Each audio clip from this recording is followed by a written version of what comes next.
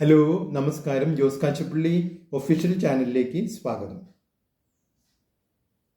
ഇന്ന് സേവിങ് എന്ന് പറഞ്ഞാൽ പലർക്കും അത് അലർജിയാണ്. ഇന്ന് അടിച്ചുപൊളി, അതാണ് ഇപ്പോഴത്തെ ട്രെൻഡ്. കിട്ടുന്ന പൈസ മുഴുവൻ അടിച്ചു പൊളിക്കുക, നാളത്തെക്കുറിച്ച് ചിന്തിക്കാതിരിക്കുക, ഇന്ന് രാജാവിനെ പോലെ ജീവിക്കുക. നാളത്തെ കാര്യം ആരും ചിന്തിക്കുന്നില്ല.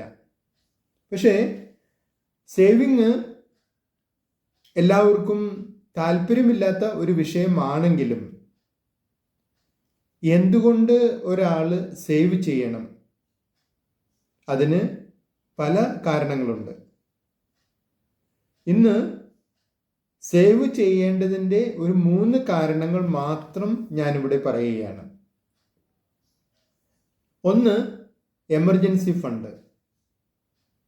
എങ്ങനെ അടിച്ചു പൊളിക്കുന്ന ആളുകളാണെങ്കിലും ഒരു എമർജൻസി വന്നാൽ അവർക്ക് ഭീമമായ ഒരു തുക ആ എമർജൻസി സിറ്റുവേഷനെ മറികടക്കാൻ ആവശ്യം വരും. അപ്പോൾ കിട്ടുന്ന പണം മുഴുവൻ അടിച്ചു പൊളിച്ചാൽ എങ്ങനെയാണ് ഈ എമർജൻസി ഫണ്ട് ഉണ്ടാക്കുക, അല്ലെങ്കിൽ ഈ എമർജൻസി സാഹചര്യത്തെ അതിജീവിക്കുക? മറ്റൊരു കാരണം എന്ന് പറയുന്നത് റിട്ടയർമെന്റ് കാലഘട്ടമാണ്. ഇന്നിപ്പോൾ റിട്ടയർമെന്റ് എന്ന് പറഞ്ഞാൽ 55 വയസ്സോ 50 വയസ്സോ വേണമെന്നില്ല. ഗൾഫിൽ കുറച്ചു കാലം ജോലി ചെയ്ത് തിരിച്ചു വരുന്നവര്, അവർക്ക് അത് ഒരു റിട്ടയർമെന്റ് ആണ്. IT മേഖലയിൽ കുറഞ്ഞ കാലങ്ങൾ മാത്രം ജോലി ചെയ്ത് ജോലിയിൽ നിന്ന് പിരിഞ്ഞാൽ അത് റിട്ടയർമെന്റ് ആണ്. നമ്മൾ ഒരു ജോലിയിൽ നിന്ന് പിരിഞ്ഞ് മറ്റൊരു ജോലി കണ്ടെത്തുന്നത് വരെ നമുക്ക് അതും ഒരു റിട്ടയർമെന്റ് ആണ്. റിട്ടയർമെന്റ് എന്ന് പറഞ്ഞാൽ വാർദ്ധക്യം എന്നല്ല, വരുമാനമില്ലാത്ത ഒരു കാലഘട്ടം എന്നാണ് അർത്ഥം. അപ്പോൾ റിട്ടയർമെന്റിന് വേണ്ടിയും മനുഷ്യൻ സേവ് ചെയ്യണം.